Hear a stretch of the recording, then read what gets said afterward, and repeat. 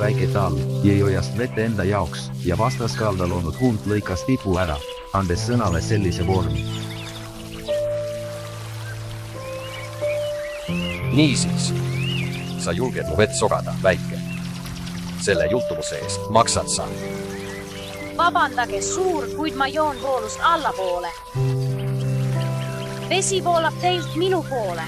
Minu joomine ei saa teie pilti sogada. Kas sa vastu hakkad? Ja eelmisel aastal, kui sa mind siin haavasid. Eelmisel aastal. Aga ma ei olnud isegi eelmisel aastal sündinud suur. Siis oli see sinu vend, sa õnnetu. Ma olen ainus laps. Üks sildane. Ja kui mitte tema, siis keegi sinu räpasest tõus.